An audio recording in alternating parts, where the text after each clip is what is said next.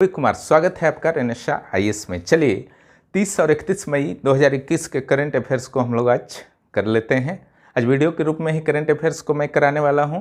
तो सबसे पहले जो हम लोग चर्चा करेंगे, दिल्ली और बंगाल के बीच चल रहा विवाद। यह जो चर्चा होगी वह केंद्र और राज्य संबंधों की दृष्टि से आपके लिए इम्पोर्टेंट होंगे, साथ ही लोक प्रशासन की दृष्टि से भी इम्पोर्टेंट होंगे, क्योंकि इस बार विवाद के केंद्र, ऐसे तो अनेक मुद्दों पर बंगाल और दिल्ली के बीच विवाद होता रहा है, लेकिन इस बार विवाद के केंद्र में है वहाँ के मुख्य सचिव अल्पन बंदोपाध्याय, जिसे बंदोपाध्याय को बनर्जी भी कहा जाता है। ठीक है, तो पहले थोड़ा सा पृष्ठभूमि चल लेते हैं हल्का सा। अल्पन बंदोपाध्याय जो थे, उनका कार्यकाल 31 मई को समाप्त हो रहा था, यानी कि आज 31 मई 2001 को। लेकिन ममता बनर्जी के आग्रह पर ही केंद्र सरकार ने 3 महीने का सेवा विस्तार उन्हें दिया था। लेकिन जब यास के मुद्दे पर प्रधानमंत्री वहां गए थे बैठक करने, तो आपको जैसा कि पता है, पेपर में बहुत चर्चित रहा था कि आधा घंटा उनको वेट करना पड़ा था और दोनों कुर्सियां जो थी खाली दिखाई। प्रधानमंत्री को शायद यह अच्छा नहीं लगा, इसके कारण उनके विरुद्ध एक्शन लिया गया और उन्हें तुरंत बंगाल से हटाकर कार्मिक विभाग में दिल्ली में ज्वाइन करने को कहा गया। और इधर ममता बनर्जी जो है रेगुलर आग्रह करती रहीं कि उनका जो स्थानांतरण किया गया है वह नहीं किया जाए। ठीक है, यह उचित नहीं है। हालांकि केंद्र सरकार अपने आदेश पर अडिग थी, तो ममता बनर्जी ने भी एक दांव खेल दिया। ठीक है, चूँकि मैंने अभी बताया कि उनका 31 मई को रिटायरमेंट था, तो इन्होंने सेवा विस्तार लेने से मना कर दिया अल्पन बंदोपाध्याय ने, और खुद को रिटायर घोषित कर दिया। और उसके बाद आज जो उनको सोमवार को ज्वाइन करना था वो गए ही नहीं दिल्ली। ठीक है, और ममता बनर्जी ने दूसरा कदम क्या उठाया, उन्होंने क्लियर कहा कि मैं अल्पन बंदोपाध्याय को छोड़ूंगी नहीं, है ना, उनका साथ नहीं छोड़ूंगी, और उन्हें 3 साल के लिए मुख्य सलाहकार की भूमिका के लिए चुन लिया। ठीक है, यानी कि वो गैर सरकारी व्यक्ति हो गए हैं। इधर केंद्र सरकार का कहना है कि एक आईएएस अधिकारी होते हुए केंद्र सरकार के निर्देशों का चूंकि उन्होंने उल्लंघन किया है, इसलिए कारण बताओ नोटिस जारी किया जाएगा। अगर केंद्र राज्य संबंधों के संदर्भ में इसे देखा जाए तो आपको जैसा कि पता है, आईएएस अधिकारी जो माना जाता है केंद्र का प्रतिनिधि माना जाता है राज्यों में। ठीक है, लेकिन इस मामले में शायद ये मुख्यमंत्री का प्रतिनिधि ज़्यादा प्रतीत हो रहे हैं। ठीक है, क्योंकि उनके आदेश को ज़्यादा महत्व दे रहे हैं केंद्र के आदेश के अपेक्षा। ठीक है, अल्पन बंदोपाध्याय। तो यहाँ पर जो आपका अगर केंद्र के अधिकार को देखा जाए आईएएस आईपीएस अधिकारियों के प्रति, तो निश्चित रूप से उनको बर्खास्त करने का अधिकार जो है सिर्फ और सिर्फ केंद्र के पास है। ठीक है, राज्य सरकार सिर्फ अनुशंसा कर सकती है या सस्पेंड कर सकती है आईएएस आईपीएस अधिकारियों को, जो अखिल भारतीय सेवा के अधिकारी होते हैं।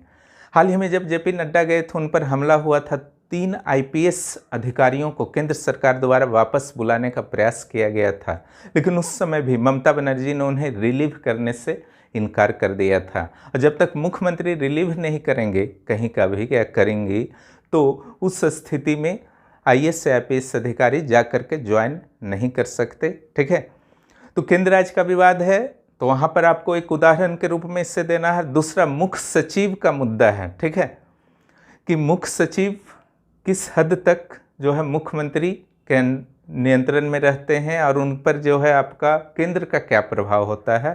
ठीक है, तो इस पर भी जो मुख्य सचिव का आपका टॉपिक है लोक प्रशासन में, उसमें भी इसे एक एग्जाम्पल के रूप में जरूर दीजिएगा। एक और चर्चित मुद्दे पर मैं चर्चा करने वाला हूँ, वह है सौर तूफान। देखिए, सौर तूफान जो है प्रत्येक 11 वर्ष में सामान्य रूप से माना जाता है कि उत्पन्न होता है, और अगर सौर तूफान ने पृथ्वी पर डायरेक्ट अटैक कर दिया तो निश्चित रूप से पृथ्वी के लिए अत्यंत हानिकारक परिणाम होंगे। ऐसे तो ऐसा नहीं है कि हर 11 साल बाद जो उत्पन्न होता है तो हर बार काफ़ी नुकसान पहुंचाता है, ऐसी बात नहीं है, लेकिन कभी कभी भारी नुकसान पहुंचा देता है। इसका एक उदाहरण आपका है, 1 सितंबर 1859 को जब सौर तूफान आया था तो उसने पृथ्वी पर भारी नुकसान पहुंचाया था।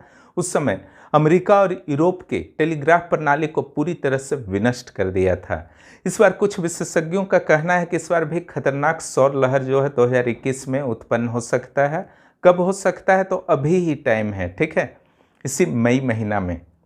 ये कभी भी आ सकता है। तो उस समय तो टेलीग्राफ प्रणाली जो है आपका भारी नुकसान हुआ था, लेकिन इस बार जो है नुकसान का दायरा बड़ा होगा, क्योंकि मानव जगत जो है काफ़ी विकास कर गया है। और इसके कारण यहाँ पर कहाँ कहाँ प्रभाव पड़ सकता है, तो आपके इंटरनेट प्रणाली बेकार पड़ सकती हैं, ठीक है, पावर ग्रिड बेकार पड़ सकते हैं, एटीएम मशीन बेकार पड़ सकते हैं, इसके अलावा लाइट प्रणाली बर्बाद हो सकते हैं, बिजली पानी की भारी किल्लत पूरे विश्व स्तर पर हो सकती है। आकलन किया जा रहा है विशेषज्ञों के द्वारा कि अगर सौर लहरें इस बार प्रभावी रहीं, सौर तूफान प्रभावी रहे, तो पूरे विश्व को 2 खरब डॉलर का नुकसान हो सकता है। जब सौर लहरें पृथ्वी तक पहुंच जाती हैं, यानी कि सौर की लहरें जो हैं अंतरिक्ष में दूर दूर तक चली जाती हैं और पृथ्वी भी उसमें प्रभाव में आ जाता है, तो इस घटना मास इजेक्शन कहते हैं। Coronal mass ejection.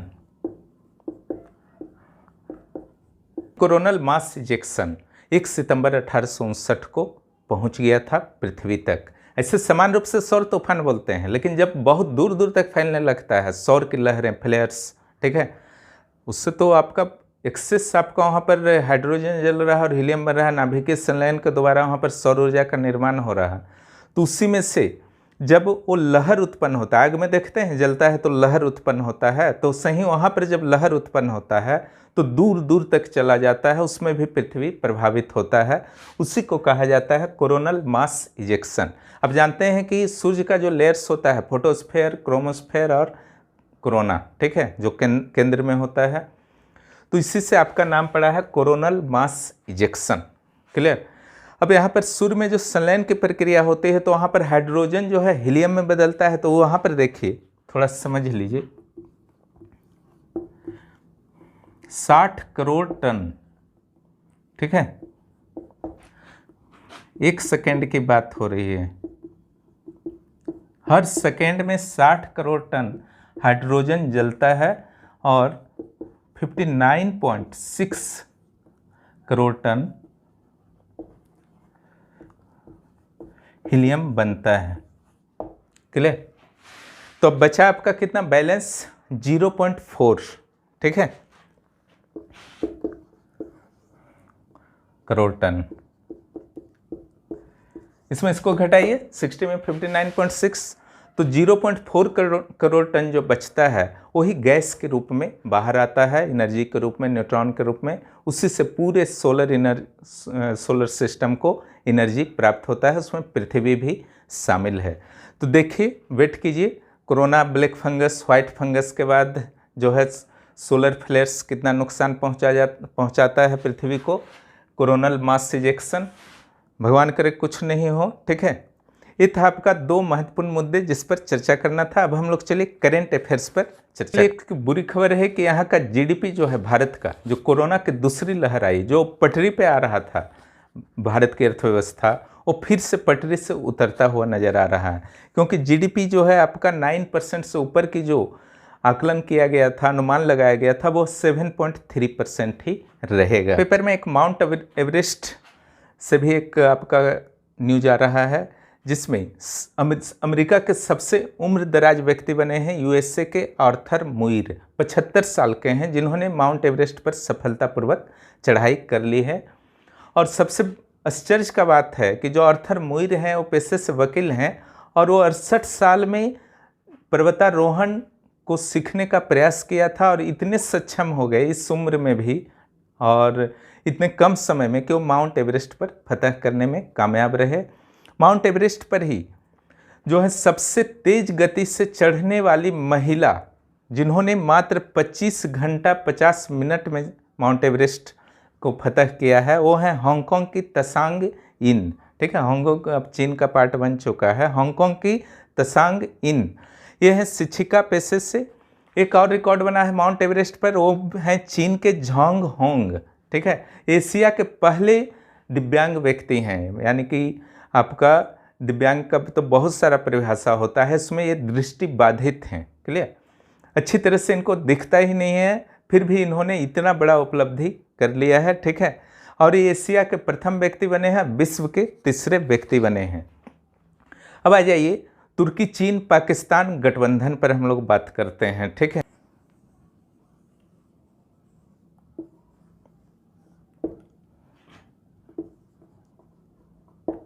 ये पीओके और इधर चीन है, ये पीओके है, पाक ऑक्युपाइड कश्मीर है, यहीं पर गिलगिट है, यहाँ श्रीनगर है, ठीक है, यहाँ लेह लद्दाख है, ठीक है, दो पार्ट में बटा हुआ है। तुर्की के द्वारा पीओके में निवेश किया जा रहा है, विशेष रूप से बिजली और पर्यटन के क्षेत्र में। यहाँ पर 30 मेगावाट के बिजली संयंत्र को लगाने में हेल्प कर रहा है तुर्की। चाइना ने भी डिसीजन लिया है कि वह पाकिस्तान में ज़्यादा से ज़्यादा निवेश करेगा, क्योंकि अमेरिका ने भी हेल्प करने से इनकार कर दिया था। लेकिन अंतर्राष्ट्रीय रणनीतिकारों का मानना है कि तुर्की, पाकिस्तान और चीन तीनों की यह जो गठबंधन है वो भारत को घेरने की नीति पर ये लोग वर्क कर रहे हैं। चीन के बारे में तो आप जानते ही हैं कि उसने कठोर जनसंख्या नीति के बल पर अपनी जनसंख्या को लगभग स्थिर कर ली है, और कहा जा रहा है कि 2045 तक भारत जो है चीन की जनसंख्या को क्रॉस कर जाएगा। कई जानकार तो उससे पहले भी मानते हैं, लेकिन अब वहाँ पर भी जापान जैसी स्थिति हो गई है, यानी कि लोग वृद्ध हो रहे हैं, उम्र यानी कि लाइफ एक्सपेक्टेंसी तो ज़्यादा है, तो उम्र तो आपका मृत्यु जल्दी हो नहीं रहा, एक खास उम्र के बाद हो रहा है, और इधर जन्म जो है रोक दिया गया है। तो वहाँ पर वृद्धों की संख्या अधिक हो गई है, युवाओं और बच्चों की संख्या कम हो गई है। इस स्थिति को देखते हुए चीन ने डिसीजन लिया है कि जो वहाँ 2 बच्चे के बाद के बच्चे पर प्रतिबंध था, उन्हें किसी भी तरह की सरकारी सुविधा नहीं दी जाती थी, अब उन्हें 3 बच्चे उत्पन्न करने की अनुमति दे दी गई है। हम लोग बात करते हैं रुडोल्फ वी सिंड्रेल अवार्ड पर, और यह दिया जाता है यूएसए सोसाइटी ऑफ गैस्ट्रोलॉजिकल इंडोस्कोपी के द्वारा। ये पहली बार किसी भारतीय को मिला है, और किस भारतीय को, उनका नाम क्या है उस डॉक्टर का जो गैस यानी कि पेट से संबंधित रोगों के स्पेशलिस्ट हैं, डी नागेश्वर रेड्डी। डी नागेश्वर रेड्डी, इन्हें जो मिला है रुडोल्फ वी सिंड्रेल अवार्ड मिला है। अगला जो है storm gathering the player in my life, storm gathering players in my life है। पुस्तक किनकी है? ये रवि शास्त्री के, इनके बारे में आप जानते ही हैं, क्रिकेट प्लेयर रहे हैं, अभी भी आपका क्रिकेट टीम से जुड़े हुए हैं। तो इन्होंने इस पुस्तक में लिखा क्या है, तो 60 व्यक्तियों के बारे में लिखा है जो उन्हें विश्व में अलग अलग स्थानों पर मिले, जिससे वे प्रभावित हुए। रवि शास्त्री को इसमें हेल्प किया है अयाज मेनन ने, जो जर्नलिस्ट हैं लिखने में। अयाज मेनन और रवि शास्त्री को मान सकते हैं। एक पुस्तक और है सावरकर ए कंटेस्टेड लिगेसी, ये जो 1924 टू 1966, ये विक्रम संपत के द्वारा लिखा गया है। तो इसमें सावरकर के जीवन के महत्वपूर्ण पहलुओं के बारे में वर्णन किया गया है। 1966 में सावरकर की मृत्यु हुई थी। बात करते हैं डबलिन लिटरेरी अवार्ड 2021, ये दिया गया है वलेरिया लुसेली को, जो मैक्सिको से संबंधित रखती हैं। डबलिन आप जानते हैं आयरलैंड का कैपिटल है, और इनको जो यह पुरस्कार दिया गया है उसके लिए दिया गया है, तो लोस्ट चिल्ड्रेन आर्काइव्स नामक पुस्तक के लिए दिया गया है। इससे संबंधित कुछ करंट अफेयर्स पर बात कर लिया जाए तो ट्यूनेशिया में चल रहा है विश्व टेबल टेनिस युवा स्टार कंटेंडर टूर्नामेंट, ठीक है। इसमें पहुंच गई हैं स्वास्तिका और दिव्या सेमीफाइनल में, और सेमीफाइनल में पहुंचने से रूल है कि एक कांस्य पदक तो जरूर मिलेगा, ठीक है। जो भी दोनों सेमीफाइनलिस्ट होते हैं और हार जाते हैं फाइनलिस्ट से, उनको कांस्य पदक दिया जाता है। बात करते हैं एमसी मैरी कॉम की, जो दुबई में चल रही एशियन चैंपियनशिप में फाइनलिस्ट तो हुई, लेकिन स्वर्ण पदक जीतने से चूक गई। इन्हें हराया कजाकिस्तान की नाजिम काइजेबी ने। एशियाई चैंपियनशिप की जहाँ तक बात है तो ये 2010, 2012 और 2017 में 3 बार जीत चुकी हैं, लेकिन फिर भी इनकी उपलब्धि इस उम्र में 3 बच्चों की मां होते हुए भी बहुत बड़ी है। तो इंटरनेशनल स्पेस स्टेशन का नाम सुना ही होगा, जो नासा का है, जहां अंतरिक्ष यात्रियों का आना जाना लगा रहता है। अब एक नया स्पेस स्टेशन बन गया है तियानहे, वो चीन के द्वारा बनाया गया है। अंतरिक्ष के क्षेत्र में चीन के द्वारा अमेरिका को टक्कर देने में यह एक अगला प्रयास है। हाल ही में चीन के द्वारा तियानझोउ 2 अंतरिक्षयान के माध्यम से वहाँ पर अलग अलग तरह की सामानों को भेजा गया है। एक तरह से इसे टेस्टिंग आप समझ सकते हैं कि भविष्य में वहाँ जब अंतरिक्ष यात्रियों को भेजा जाएगा रहने के लिए, तो उसके टेस्टिंग प्रक्रिया का हिस्सा था। जल्द ही माना जा रहा है कि चीन अंतरिक्ष यात्रियों को वहाँ पर रहने को भेजेगा। अब आइए पंजाब नेशनल बैंक के में जो आपका 13,500 करोड़ रुपए 13,500 करोड़ रुपए का घोटाले का आरोपी है मेहुल चोकसी, वो पकड़ा गया है आपका एंटीगुआ बारबुडा में। ठीक है, हालांकि उसने कुछ बीमारी का बहाना बना करके वहाँ पर हॉस्पिटल में वो भर्ती हो गया था, लेकिन वास्तव में उससे कोई बीमारी नहीं थी और एक निजी विमान को भारत सरकार द्वारा भेजा जा रहा है उसे लाने के लिए, ताकि उस पर आगे की कार्रवाई की जा सके। अब आइए हजारीबाग, झारखंड के कुछ करंट अफेयर्स देख लीजिए। हजारीबाग के बहरौन से, ठीक है, बहरौन नामक गांव से अवलोकितेश्वर बुद्ध की मूर्ति प्राप्त हुई है और इस मूर्ति की ऊंचाई जो है 6 फीट 8 इंच है और यह महायान संप्रदाय से संबंधित है। ठीक है, वृद्ध मुद्रा, भूमि स्पर्श मुद्रा, जो सोए हुए बुद्ध रहते हैं उस मुद्रा में यह प्राप्त हुआ है। तो इस ढंग से आज का करंट अफेयर्स यह था। ठीक है, आप लोग जो है इसी तरीके से करंट अफेयर्स से जुड़े रहिए और हर दिन के मुद्दे पर मैं कुछ कुछ चर्चा कर दूंगा। और जेपीएससी का जो पेपर 2 है वो लगभग समापन की ओर बढ़ रहा है और कल जो आपका डाला जाएगा आपका वीडियो, आज तो संभव नहीं हो पाया, तो कल डाला जाएगा जातीय शासन व्यवस्था। देखिए, जितना भी मुंडा मान के ढोकलो सोहर और मांझी वगैरह सब जो है मैंने पढ़ा दिया है पहले ही। ठीक है, तो जातीय पंचायत, तो वहाँ से 2 प्रश्न आना है, यानी कि 4 मार्क्स के, तो उसको कल फिनिश करा दिया जाएगा। ठीक है, उसके बाद जो लास्ट टॉपिक आपका होगा झारखंड की नीतियाँ, उसमें भी आधा मैंने पढ़ा दिया है, औद्योगिक नीति और पुनर्वास नीति।